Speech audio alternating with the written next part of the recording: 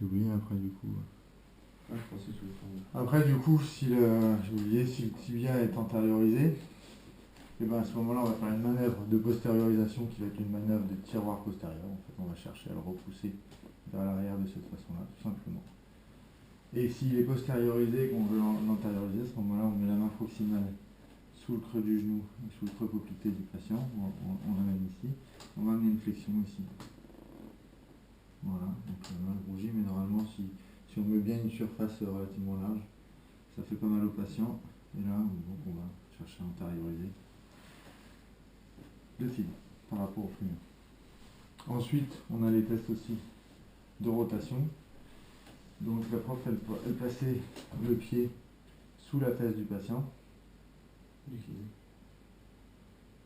pas grave. Ah oui, tu as raison, ouais. Sous la fesse du kiné. Et du coup, on va chercher ici à observer la rotation tibiale.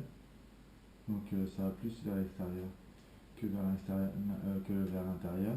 Donc placer les pouces sur la tuberosité tibiale, on ne le sent pas trop mal.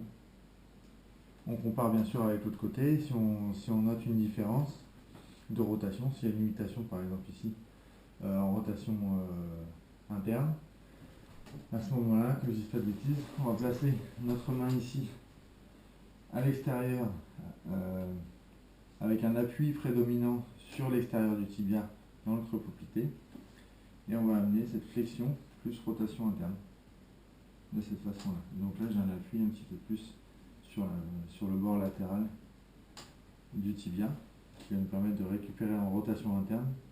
Et si je veux récupérer en rotation externe, je viens placer ma main ici pareil sur le bord interne plutôt du tibia, amener une flexion et de la rotation externe. Et du coup, j'appuie davantage sur le bord externe du tibia et je vais pouvoir de cette manière-là récupérer en rotation.